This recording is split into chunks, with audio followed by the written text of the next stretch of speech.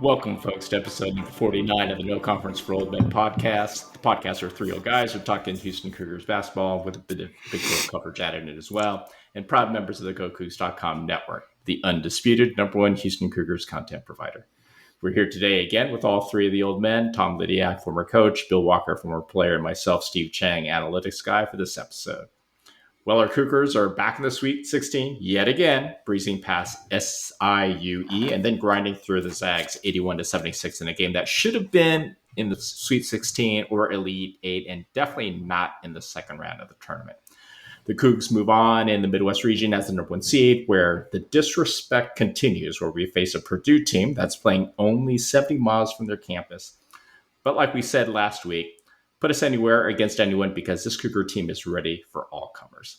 So for what has now become our annual Sweet 16 episode of the pod, which, by the way, we will never take for granted, the old men will quickly summarize the two Tourney wins and then we pivot to talking about the upcoming Purdue game and potentially Tennessee and Kentucky after that.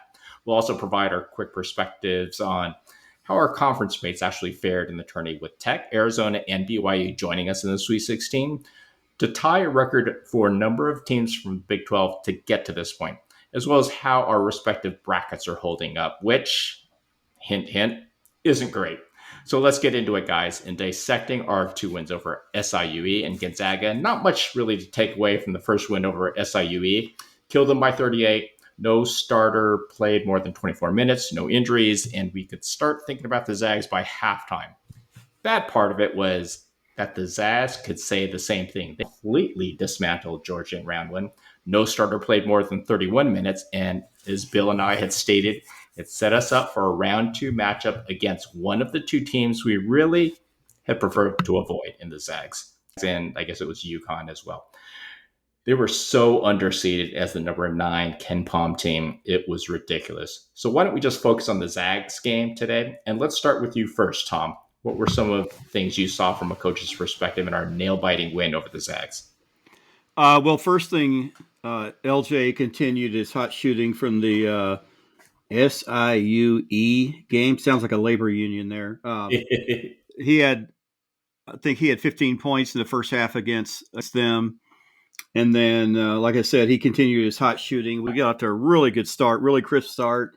24-12, and then I think we eventually built to a 14-point lead, 5-27 at the half. But it was obvious Gonzaga's defensive game plan. They took away Milos on the pick and roll. They brought two to the ball, and they kind of made Milo string it out. And then they were going to make Juwan beat us on the short roll.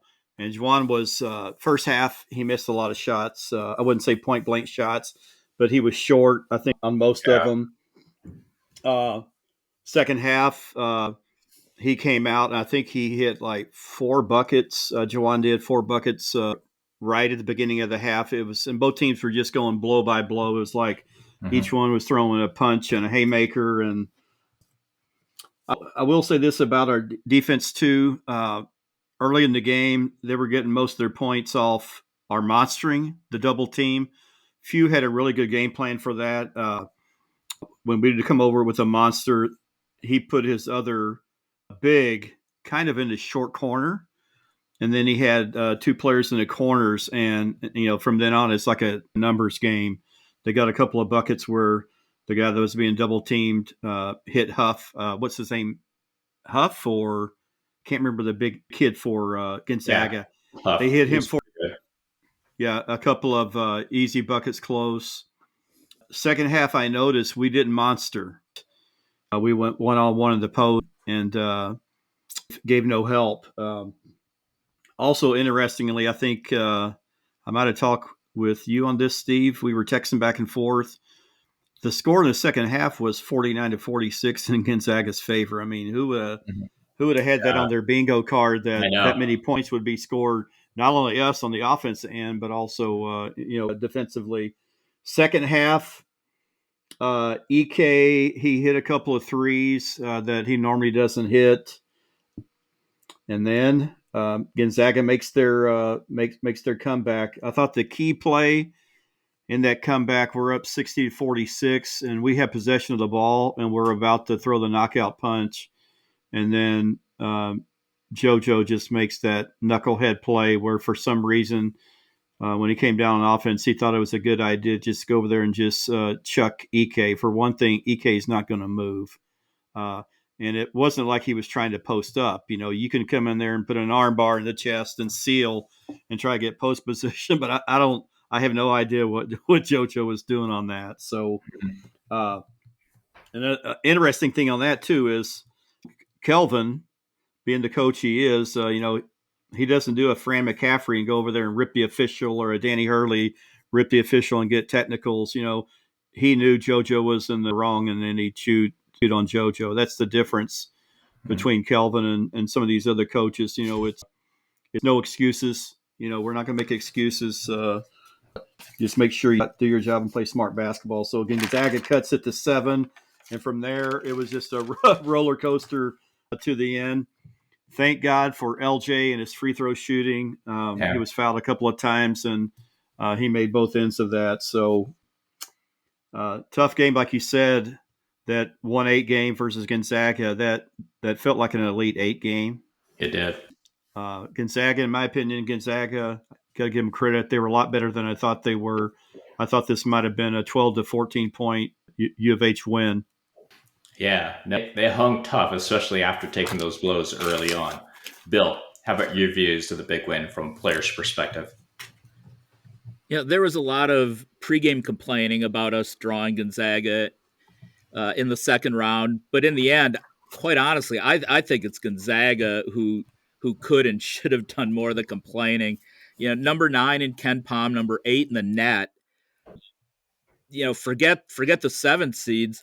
Does anyone who's actually watched these teams believe the 6 seeds? Exactly. And by those, I mean Missouri or Illinois are better than Gonzaga. Ole Miss definitely gets a pass; they're safe. But I mean, they've played well. They played really well. But Missouri or Illinois, absolutely not. The committee in its infinite wisdom really did Gonzaga more so than us a disservice.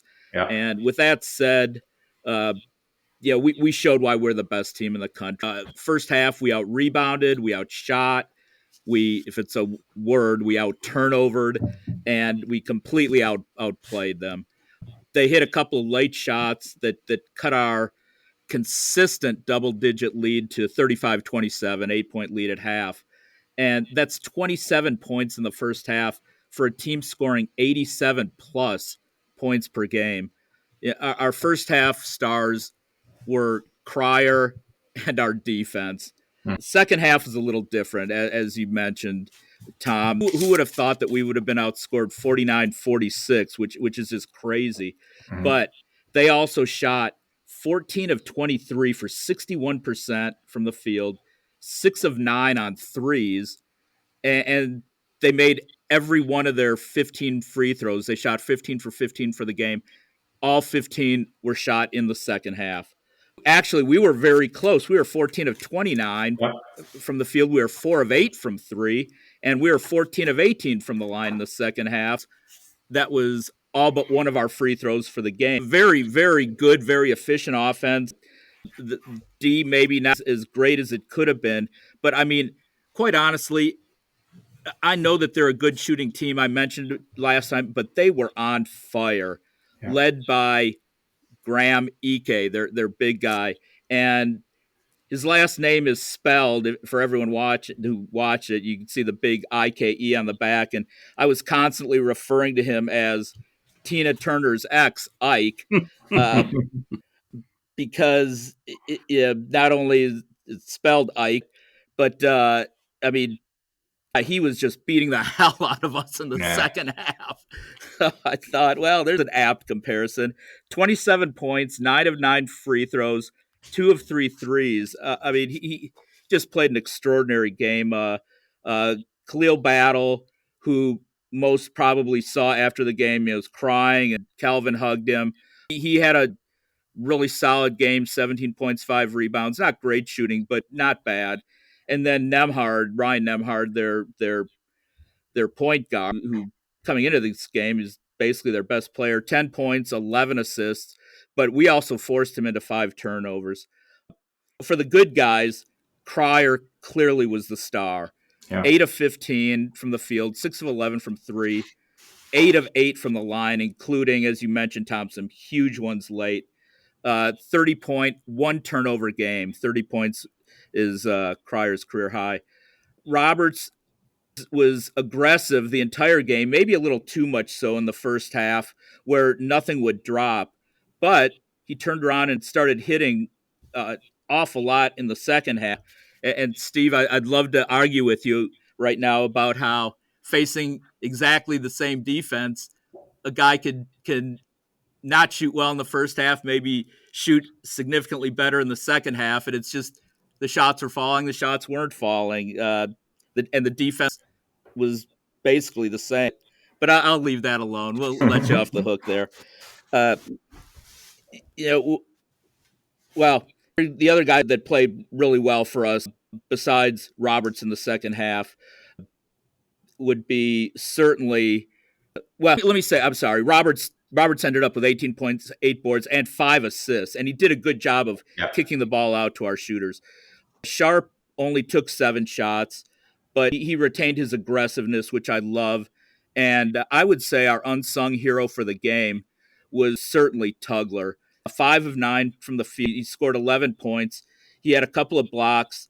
He had 11 boards, 6 on the offensive end. Yep. And he only committed 1 foul. Unfortunately, it was one not particularly intelligent foul, and it hurt our momentum.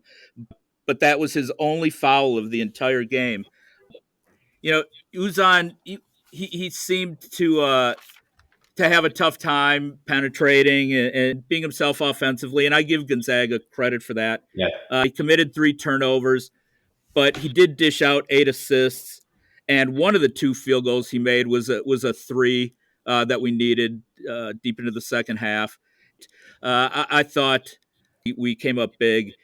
They made the game tight, but we lost the lead very briefly, but I thought that we were the better team. They were just hitting everything. Hit big shots, but you know what? We hit big shots as well when we needed to kind of stem some of their tides.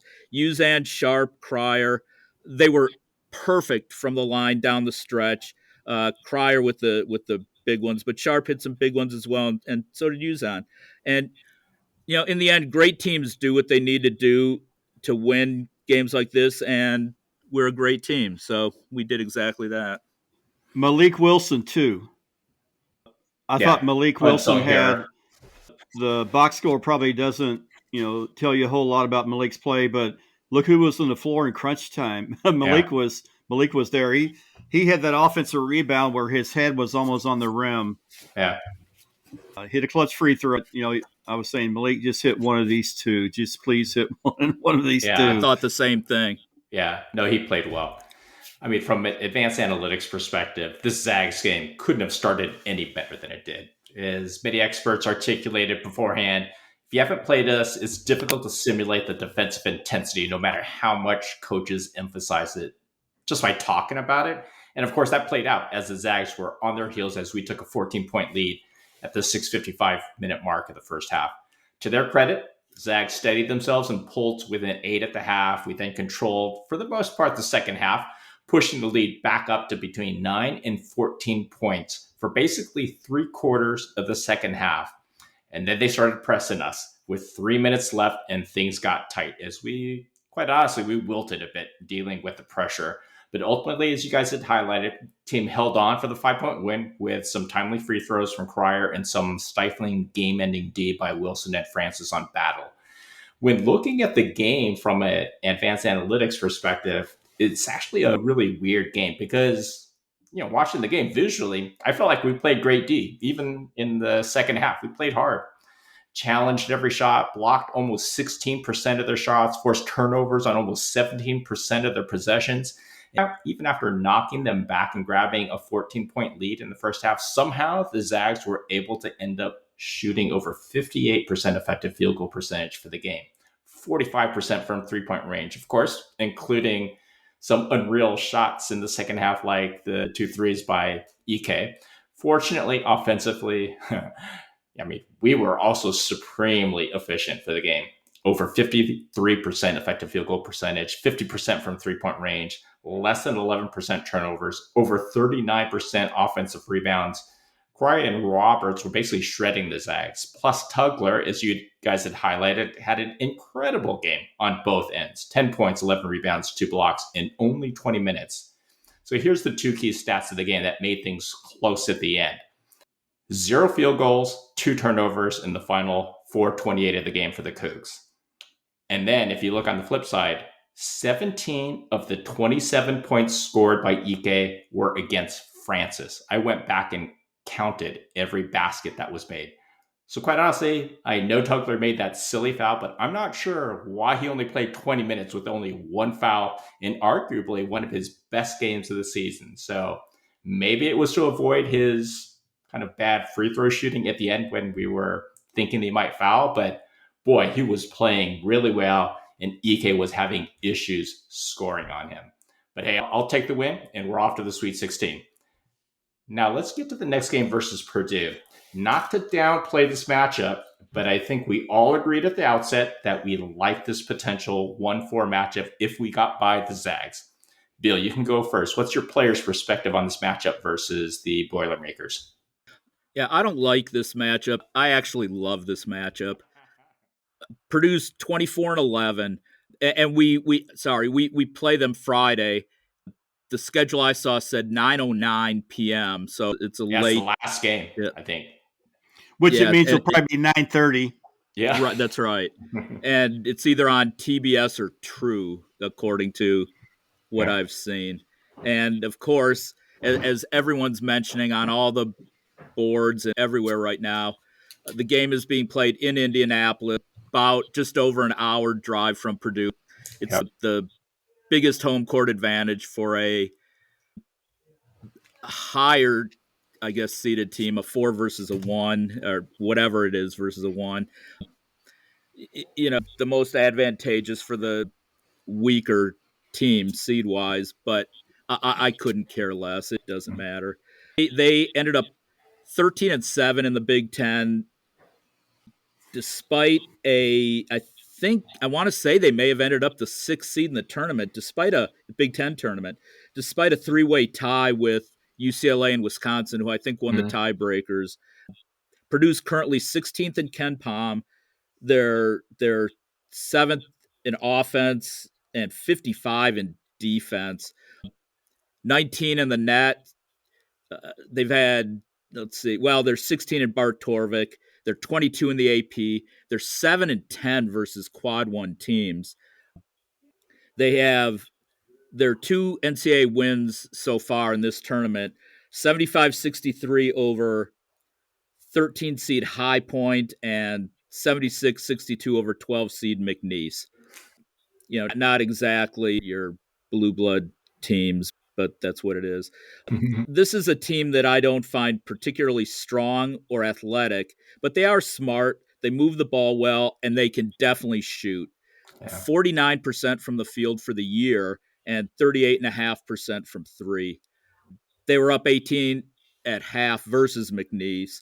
So the game wasn't, even though they won by 12, it probably wasn't nearly as close as the score indicated.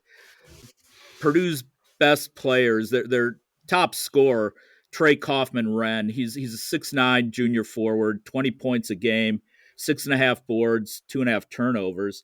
He takes consistently 18 to 20 shots a game. He was first team All Big Ten. He shoots 60% from the field, 43% from 3, and he gets to the free throw line. He is a good player. I would imagine that Roberts will probably play him, being the most versatile of our big men.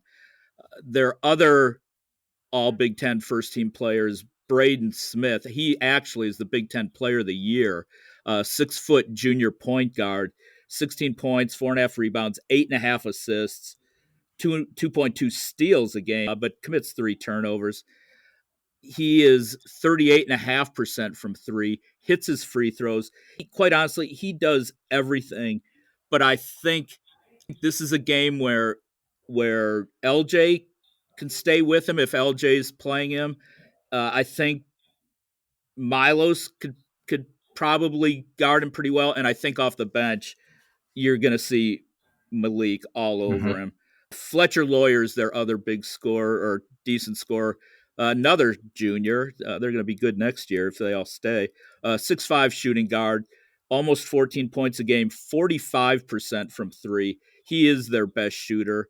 My guess is that Sharp will have the assignment of locking him down. And a couple others real quickly. CJ Cox, 6'3", freshman, two guard. He does shoot 40% from three, although he doesn't shoot a whole lot. And Miles Colvin, he's a 6'5", two guard. They play a lot of guards, obviously. He will shoot. He likes to shoot. And quite honestly, I hope he does, because he is not an exceptionally good shooter. One of the few. They also start a 6'10", kind of slow big man, but he plays like 10 to 12 minutes a game. So this will be far more four guards with Kaufman Penn. So I do see a lot of floor time for Malik, which I love. They actually beat Alabama by 9 earlier in the year, and they lost to Auburn by 18. So those would be our two common opponents that we've matched up against. But they've also lost by 4 to A&M. They beat Ole Miss by 2, and they lost to Marquette by 18. And in that game, Marquette was – I watched that game. Marquette was much quicker, much more athletic, much more aggressive. They forced 15 Purdue turnovers, and Purdue couldn't do the same. Marquette only committed 6 in that game. I see this as quite similar to that game. I think Roberts will get a lot of looks inside. I think Uzan will control the floor much like he had for the second half of the season. I think this is a game where Sharp matches up really well with them and could have a really good game. And, Purdue's had some nice wins, Alabama being the biggest one, but they're playing at home. But quite honestly, we're just a better team. We're a much better team. We're on to the Elite Eight, 78-66. Okay. Tom, how about you from a coach's perspective?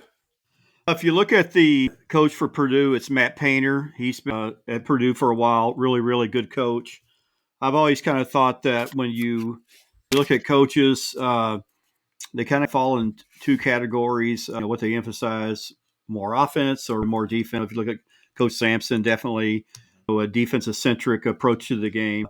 Matt Painter, in my opinion, is more offense-oriented. Interesting thing about Matt Painter is about 10 years ago, he started going with an offensive coordinator about 2015 or so. So it's been about 10 years. So he has a guy on the sideline that holds up the whiteboard like Casey Beard does now. And they've been doing that for about 10 years. And ever since they went to the system of having an assistant call the sets and call the plays, their offensive efficiency has really, really climbed a whole lot better. So they're a better offensive team, I think, than they are a defensive team. Yeah, he has about 150 plays, which most coaches have probably that much. There's only so much players can digest. There's only so much.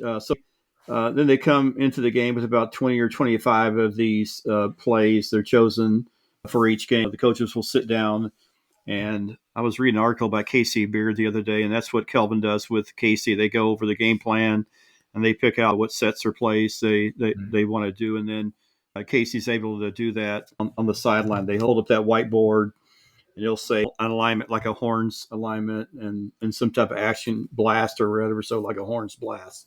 But they're a really good offensive team. Like I said, not as good defensively. Bill mentioned their personnel. Fletcher Lawyer is that shooting guard who's shooting 45%. You have to make him dribble to a shot. You can't let him just sit out there and, catch and shoot rhythm threes. I mean, he's really, really, really, really good shooter. Bill mentioned Trey Kaufman and Wren. That's going to be a really good matchup. Bill said 60% from the field. And then you have Braden Smith, the All-American, who I think Milo's is better. There might be some extra motivation from some of our guards, knowing that this guy's a first-team All-American. Versus our pick and roll, I think they'll hit the short roller. That's the way we play it. Our pick and roll defense, we bring two to the ball, and it appears that Braden Smith will hit that short roller. They're pretty good at that. So it'll be interesting to watch and see how we play the pick and roll with Braden Smith and how we're going to match up and try to stop their short roll game. And like Bill, I predict us winning. I would say 12, 13 points, but it goes. So I'm saying I'm maybe saying like 7. We win by 7 or 8. Yeah, that's the. I think our defense is gonna. I think much like a lot of teams, much like Gonzaga reacted early and often throughout the first half, I think Purdue is going to get hit with a defense that they have not come up against, not even close in the Big Ten. Like BYU did. Including Michigan State. Yeah. I mean, strictly from an analytics perspective, I'm not going to back away from my initial statement either. On paper, this is just a really good matchup for our Cougs. And the professional analytics guys agree with the largest expected spread coming in our game in the Sweet 16 at 8.8 points via Haslam metrics. Even though Purdue's coming in is, as you mentioned, Bill, number 16 in KenPom, so they're really good. Purdue's number 7 in adjusted offensive efficiency and number 55 in adjusted defensive efficiency, while we've settled in at number 10 in adjusted offensive efficiency and now have moved all the way to our rightful place of number 1 after this last game in adjusted defensive efficiency. So this could be our least pressure-packed game on offense remaining in the tournament. Purdue offensively is an excellent shooting team again this year, number 18th in effective field goal percentage, number 9 from three-point range. But fortunately, they're also a very deliberate offense like us. They're like number 299 in tempo and are just good at protecting the ball, like 83 in turnover percentage and offensive rebounding at 117. Unfortunately for Purdue, we're great when setting up our D in the half court, and we feast on turning teams over. Plus, our three-point percentage D is rounding into peak form at number 25 now in the country, and number 5 from 5-point range. So Purdue's going to find it very difficult to score on us. On D, Purdue's just not the same without Edey this year. They have somehow maintained a great three-point percentage D at number 34. Their overall effective field goal percentage D is dreadful. They're 239 in the country, 341st from 2-point range. As you guys had highlighted, expect lots of Roberts, Tugler, and Sharp driving to the hoop this game to loosen them up for open threes deeper in the game. This is just not a good matchup for Purdue. If you look at during the course of the season, I think, Bill, you mentioned as well, 3 comps, again, high energy Ds this season, and none of them are at our level. But Purdue has lost all 3 to A&M, Auburn, and Michigan State. So I like our chances in this one. Based on the metrics, this is projected to be a 7-point win for the Cougs based on KenPom, but because our D is really starting to tighten up. Of course, the Zags were a different picture, but especially on the 3-point range, I'm predicting we're going to win by 10, 71-61 for the Cougs. Now, not to jinx things, but assuming we do win this game, our potential matchup will be versus either Tennessee or Kentucky in the Elite Eight, which is a rematch of conference foes and a similar dynamic to our game with Purdue of defense versus offense. What do you guys think of the game and how we match up with both of these teams? Tom, I guess you can go first from a coach's perspective. Sure. Tennessee, led by Mark Pope. This is Pope's first year at Kentucky. So, they were in the conference Pope was in the conference last year at BYU. Mm-hmm. So, offensively, defensively, they're not going to be strangers if we do play Kentucky, because we played a Pope team. The difference here, I believe, and I haven't watched Kentucky a whole lot, but last year, if you remember when we played BYU, Al McGuire would call a team like this a donut team because they had nothing in the middle.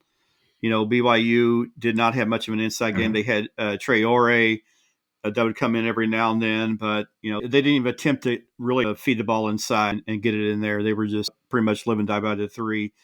Pope at Kentucky, a little bit different. He's got a Amari Williams who's like he's good. 7'1", something like that, and he's just not an afterthought in their offense. So he brings a different dimension to a Mark Pope team. Tennessee, on the other hand, no stranger to Kelvin, led by Rick Barnes. Kelvin's known Rick Barnes in college. They both played NAIA basketball in North Carolina. Kelvin played at UNC Pembroke. Tubby Smith played at High Point. I'm not sure where Rick Barnes played, but he was, a player at a college in that NAIA division. And so Kelvin has known Rick for 40-something years. Rick has always been kind of a coach that tough, hard-nosed, built around defense and rebounding. So if we play Tennessee, it's going to kind of be like a mirror image. Kentucky will be a whole different one. It'll be a contrast in styles.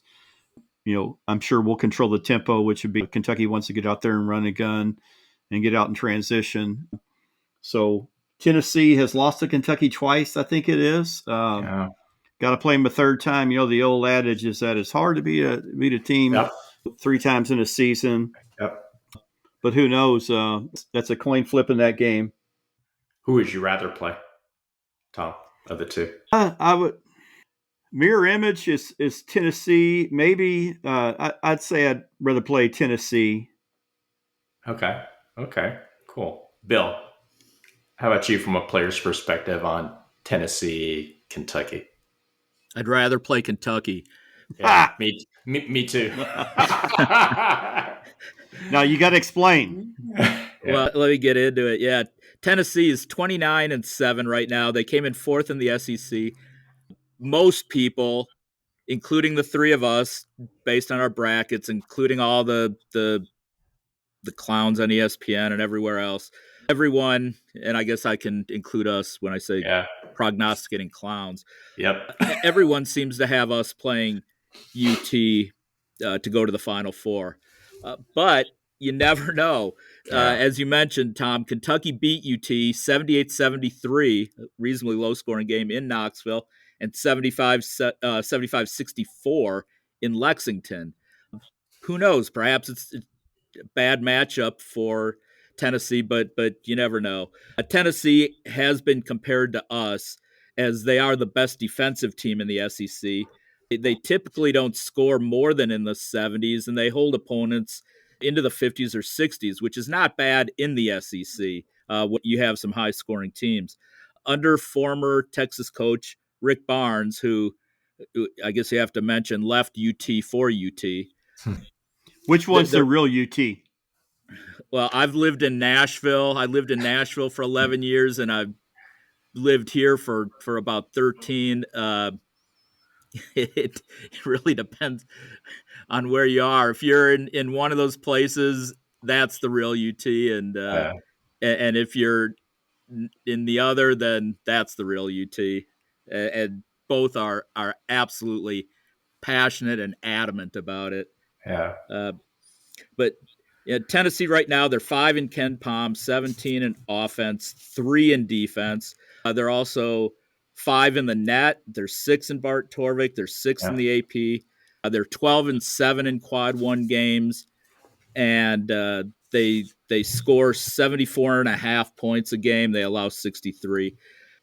They are I think kind of an average rebounding team, fairly mediocre shooting team, but they do move the ball well, about 15.5 assists a game, and they force 7 steals a game defensively. And with them, leading in, with them, it's the D. Opponents shot 38% for the year, 28% from 3. They force 11.5 turnovers a game. They block 5 shots per game. In other words, they're not a huge team, but they're athletic and they're quick. They're definitely kind of like us, but I don't think they're nearly as strong. I don't think they're nearly as aggressive.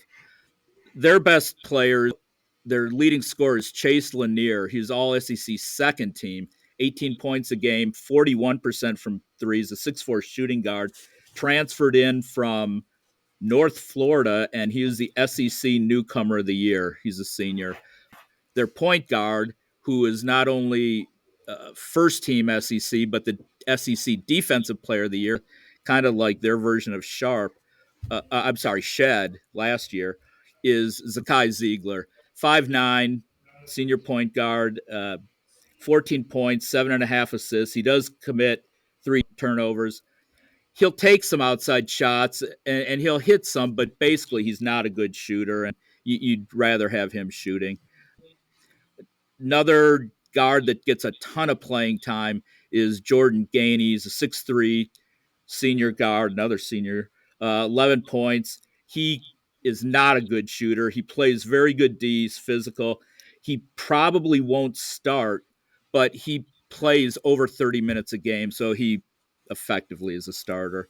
And then Felix Okpara, he is a 6'10", junior forward center. He's from Lagos, Nigeria, and I imagine that a lot of U of H fans are familiar with big guys from Lagos. Everything he does, though, is 100% inside. And by the way, I think it's either going to be Tugler or Francis on him. Yeah, I'd like to see a lot of Wilson in this game as well, playing Ziegler. And I think Sharp can certainly handle Chaz Lanier. And then their other big guy is Igor Milicic. He's also 6'10". He's much more versatile. He'd be, I got to imagine he'll be played by Jaywan. 10 points, 7 boards, 2 assists. He shoots threes. He shoots a fair number of threes, but he only hit 32% for the season. It's not a horrible percentage, but it's not great. You know, the key for us against Kentucky, I think, is against Tennessee, combining the two. The key for us against Tennessee is to make sure we get the ball to open shooters. And if that means multiple passes, that's absolutely fine. They're fairly deep, but I think we can bang on and wear them down, especially their big guys. You know, they're a very good, as I mentioned, defensive team, but aside from, I don't know, playing themselves, they really haven't gone up against a defense like ours. Again, like we're talking about Gonzaga. And I think to beat us, for Tennessee to beat us, I think we have to be ice cold from the perimeter, and their streaky / mediocre shooters need to shoot well, get on a roll and shoot well. For us, I'd like to see us do everything we can to get the ball out of Ziegler's hand. He's kind of like Mark Sears. He controls a lot. You just want to keep the ball away from him if you can. And yeah, I think they're structured, like I said, similarly to us, but they're just not as good in any one facet. I have us, if we play them, we'll beat them 65-58. Kentucky, again, don't be surprised if this is our matchup. You know, Kentucky beat them both times at Kentucky, and this is funny. At Kentucky, at UT, Kentucky shot 50% from the field and 12 of 24 from 3. Yeah, 50 and 50. They held UT in that game to 34.7% from the field and 24.5% from 3. And this was while the turnovers were 13-5 in Tennessee's favor. That's a 78-73 Kentucky win. Basically, 5 starters played almost the entire game for Kentucky in that game, but all scored in double digits. So they were quite balanced. Here's what's kind of funny. The 75-64 win in Lexington saw Kentucky again shoot 50% from both the floor and 3. Amazingly, Kentucky shot 26 of 52 and 12 of 24, almost half their shots from 3. Yes. On the road. And then instead of 26 of 52, they shot 25 of 50 and again, exactly 12 of 24 from 3 at home. UT shot 42.5% from the field in Lexington, but only hit 3 of 18 threes, 16.6%. UT did out-rebound Kentucky in both games. Kentucky right now, they're 15 in Ken Pom, 11 in offense, 45 in defense, so kind of opposite of Tennessee. They're 14 in the net, they're 15 in Bart Torvik, they're 18 in the AP. they're 24-11, 12-10 in quad 1 games. Their only quad 2 loss was to a Sweet 16 team, Arkansas. Kentucky scores 85 a game. They dish out 17 assists, so they do move the ball. They commit 11 turnovers a game, but they give up over 77 points a game and allow 37% from three. In the NCAAs so far, they beat Troy easily and they handled Illinois by 9. I don't think they've particularly been tested yet. Their best players, Otega Owe, 6'4", junior 2 guard, 16, it's about 16 and a half points, 5 boards, 50% from the field, 36% from three.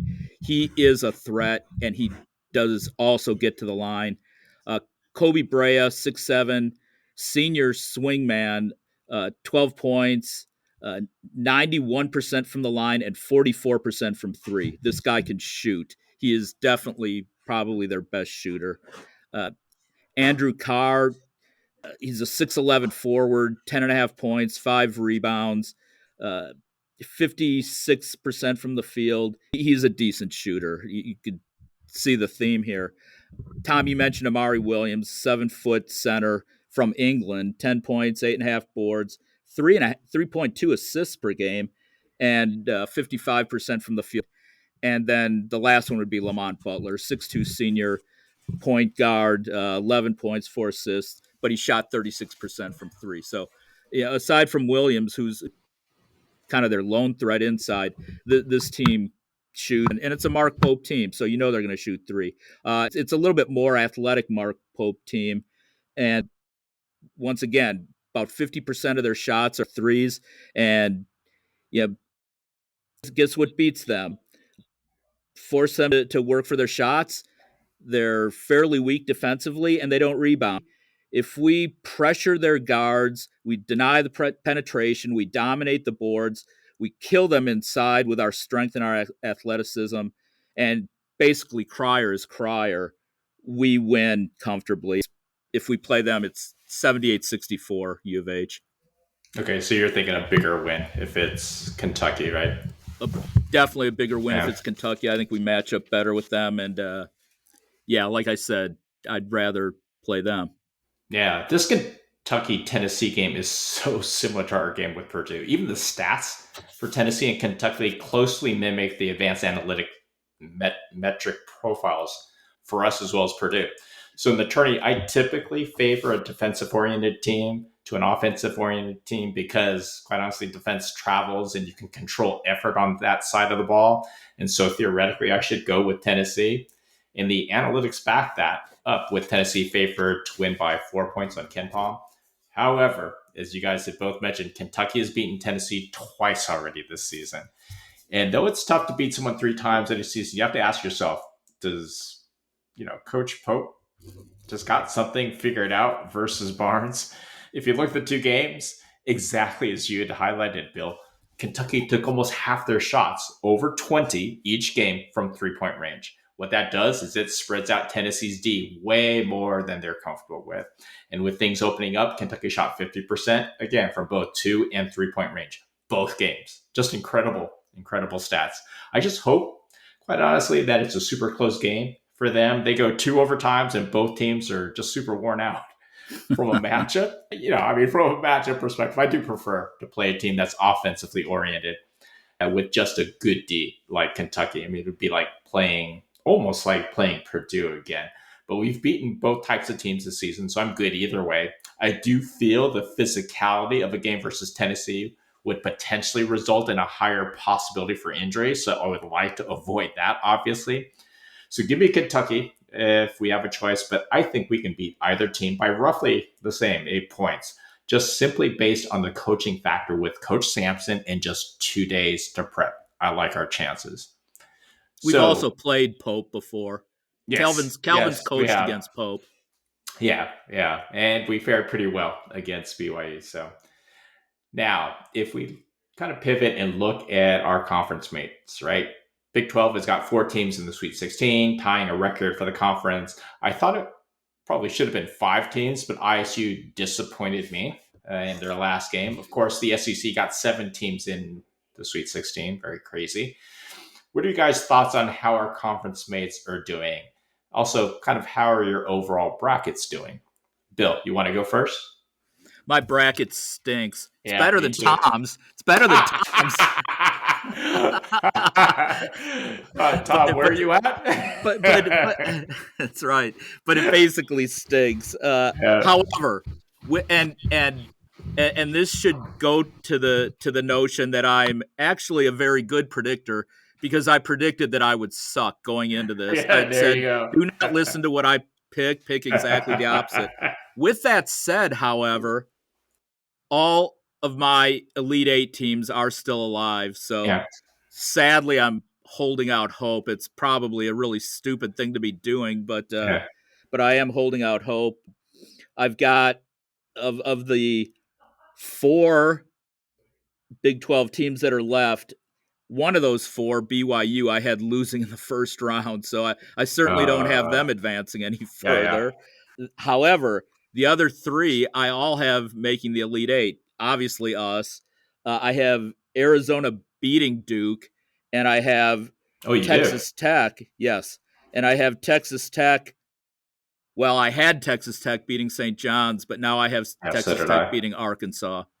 So, yeah, that about sums it up. Don't particularly follow my picks. This doesn't bode well for the Big 12 with me picking Tech and Arizona to win their next games. That all goes out the window when I pick us, because nothing U of H cannot be in any way derailed by my inability to do anything right when it comes to picks. Yeah, so that'd be it for me. Okay, how about you, Tom? Well, as far as brackets go, I think I'm dead last. I predicted a bunch of upsets. I kind of changed. I did change my bracket after we talked on the last podcast because Bill called me Mr. Chalk. So you started changing yours. So I went back and not only are you chalk, you should never let him influence you. Yeah, well, that's absolutely right. But not only do I call you chalk, but because you went and picked your most hated team, Kansas, to win in the first round, which they did not do, I now call you Rock Chalk Jayhawk. There you go. Well, I was playing 4D chess there. I figured if I pick Kansas to win, I always suck at my brackets, and if I pick Kansas to win, they'll lose. So that worked. It worked. You know, whatever it takes. But my bracket is pretty bad. I still have all the number 1 seeds in there, so I got that going for me, and that's about it. But I think, Steve, your original question was our conference mates, how they did. Well, just talked about Kansas, and they didn't even make it out of the first round. Oofta. A blue blood program, or a once proud blue blood program, is they lost in the first round, just like with some of those schools. I don't know, Norfolk State, so they're in the same boat as them. Morris. You're Rob Morris, Bobby Your Morris. ISU. Didn't you grow up with him? With Bob Morris? Yeah, he's only about 300 years old. Yeah, well, that's what, maybe you got. Maybe he was a grade or 2 ahead of you. He could have been. ISU something. They just stunk. They were down, I think, by 25 at 20. One point to Ole Miss. I'm not sure what went down with ISU. They didn't even look recognizable to me from the team they were last year. I don't know. Maybe some things will come out next couple of weeks that might explain some things. But they've already got one guy in the transfer portal. Their big center, Deshaun Jackson, entered in there. Baylor, they didn't give Duke as good of a game as I thought they would, but we still have Tech in there against Arkansas. Who, by the way, is now like the underdog. It's unbelievable. But you know what? I did take Arkansas over Kansas. Okay. Oh, did you? Okay. In this, I should have known it, but in this age of NIL, some of the smaller programs are are going to be like the AAA affiliates for the Yeah. bigger schools. So you're not going to see as many upsets anymore just for that fact alone. Also, I think the committee, for the most part, does a pretty good job of seeding. So, back in the old days, 20 years ago or so, Gonzaga was a really good team, but they always had a high seed, like a 15 or something, and they were upsetting teams. So you're probably not going to see a whole lot of upsets like that anymore. So Arizona, hopefully, Arizona is going to be America's team when they're playing Duke in that game. Hopefully the whole nation's rooting for Arizona against Duke. BYU playing Bama, first team to 100 wins, I think, in that one. Almost. I say kind of jokingly, one. Yeah, but literally, we already went through our game, Purdue and Kentucky, Tennessee, Florida and Maryland. I think Florida handles them pretty well, even though they got a scare against UConn. Yep. The other day, and then I think Michigan State beats Ole Miss.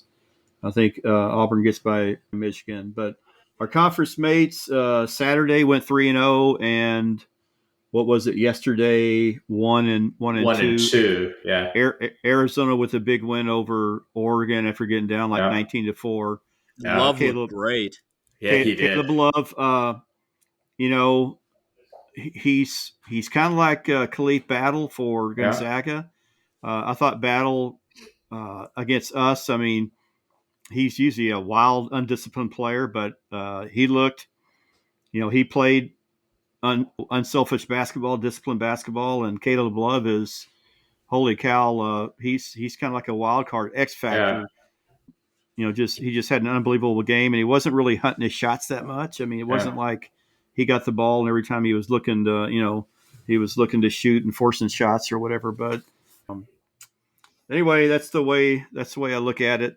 All right. I mean, I will give you one upset that I absolutely believe is going to happen in the Sweet 16, and I think Ole Miss wins. My friend Kevin will be happy that I'm saying that, but I think Ole Miss beats Michigan State. I just don't think Michigan State's that good. It'll be down in I think it's in Atlanta, and I think Ole Miss is the better team.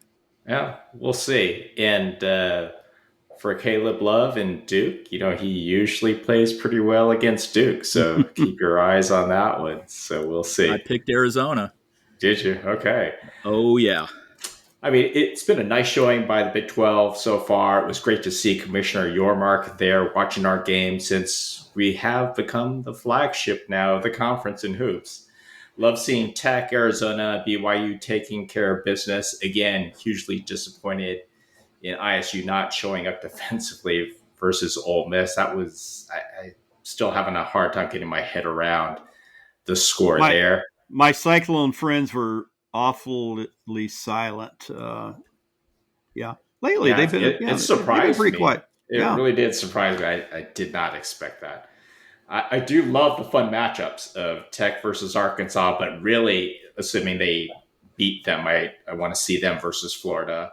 The rematch of Arizona versus Duke, I think that's going to be fantastic. And then BYU Bama with the offensive fireworks, I think that'll be fun. Hey, change the shot clock to 12 seconds for that one. Yeah, I don't think they need a shot clock for that one, right? They're going to be, throwing up threes all over the place. Steve, I'm developing, not that it isn't already as at probably peak mode as it could be, but your Badgers didn't quite make it to the second week. Oh, I didn't pick them though, right? I had BYU. No, but we bet dinner on it. Well, but then we said we didn't want to do that, right? Well, we can take it offline, but yeah, I actually have BYU winning. I know over Bama. Yeah, so we'll see. But I actually have Tech and BYU both advancing to the Elite Eight, so fingers crossed. But speaking of brackets, sad. I think I'm 11th on Coug fans out of 29 and 23rd out of 41 on the Veer one. So when I looked at the Veer one, and Love the Ticket Office is in first place, and we've picked the exact same Elite Eight and champions, so there's no chance are going to get close to overtaking him. So tip of the hat to him so far. I like him to go all the way at this point. So that's it for our 49th episode of the No Conference for Old Men podcast. We hope you all enjoyed it, and again, would really appreciate it if folks would follow, subscribe, or collect our podcast, depending on your podcast platform of choice. We are also available via the Republic of Football podcast feed from the folks at Dave Campbell's Texas Football as the only basketball-centric podcast, or at the GoCoogs.com website for those that prefer to digest the content that way. We appreciate the continued support from all. Also, please give us a follow on our Twitter account, No Conference for Old Men. Thank you all again for listening, and be on the lookout for our next episode next week. Take care, everyone.